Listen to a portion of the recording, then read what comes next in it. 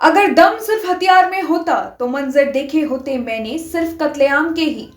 बात थी क्या वो दमदार दिमाग की, जो मैं सुन पाई किससे सल्तनत झुकने के भी।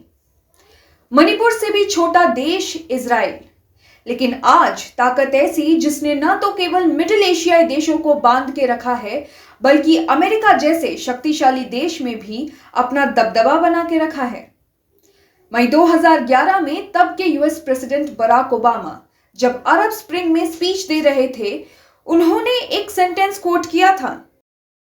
इस सेंटेंस में वो शुरू से चलते आ रहे इजराइल और पैलेस्टीन बॉर्डर डिस्प्यूट मामले में अमेरिका के ऑफिशियल पोजीशन को मात्र अपनी सरल और अनौपचारिक भाषा में रख रहे थे। सिर्फ ये वाक्या होने की देर थी कि white house the American Israel public affairs committee IUPAC के मेंबर्स की कंटिन्यूअस कॉल से गूंज उठा और मात्र 3 दिन में प्रेसिडेंट ओबामा को अपने स्टेटमेंट को वापस लेना पड़ा। प्रेसिडेंट ओबामा एक एग्जाम्पल बनते हैं कि कैसे तमाम आए अमेरिकी राष्ट्रपति आईपैक के मजबूत शिकंजे से बाध्य बने रहे हैं। अगर ऑफिशियली देखा जाए तो आईपैक 2 स्टेट सोल्यूशन और ऑस्लो एकॉर्ड्स को सपोर्ट करता है, लेकिन वो कहते हैं ना, action speaks louder than words. IUPAC के एक्शंस हमेशा इजराइल के राइट विंग पार्टी ल्यूकिड पार्टी से सिंक में रहे हैं, जो कि पैलेस्टीन के साथ शांति वार्तालाप करने में कुछ खास रुचि नहीं रखता। अमेरिका का इजराइल को हर साल $3.8 बिलियन सिर्फ एज मिलिट्री एड देना दर्शाता है कि अमेरिका इजराइल के थ्रू वेस्ट एशिया जियोपॉलिटिक्स में कितना इन्वेस्टेड है।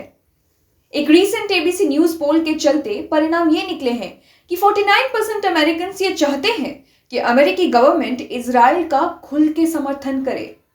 आज जहां ज्यादातर यूएन मेंबर्स इजराइल का विरोध करने के लिए एकजुट हो रहे हैं, वहीं दूसरी तरफ अमेरिकी सियासत ने इजराइल को और भी भारी मात्रा में हथियार और बारूद की सप्लाई को बढ़ा दिया है।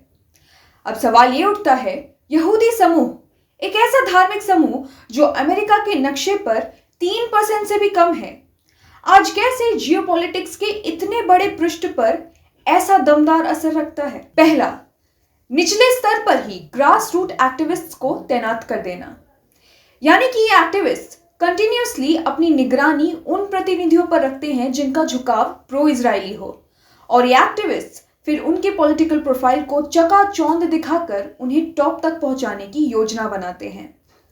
दूसरा, अब क्योंकि ये गुट एक लॉबिंग ग्रुप है जो डायरेक्टली फंड रेज नहीं कर सकते हैं, तो इन्होंने अलग अलग छोटे छोटे समूह में इजराइल के समर्थन में पॉलिटिकल अफेयर्स कमेटी बनाई है, जो कैंपेन्स ऑर्गेनाइज करके प्रो इजरायली प्रतिनिधियों के लिए पैसा इकट्ठा करते हैं।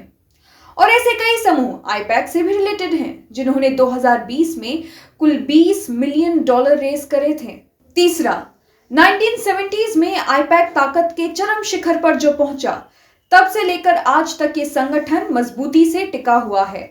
कांग्रेसमैन से लेकर सेनेटर्स, ब्यूरोक्रेट से लेकर व्हाइट हाउस एडमिनिस्ट्रेटर्स और अमेरिका के तमाम शक्तिशाली थिंक टैंक्स और बुद्धिजीवी आज प्रो इजरायली नैरेटिव से भरे हुए हैं।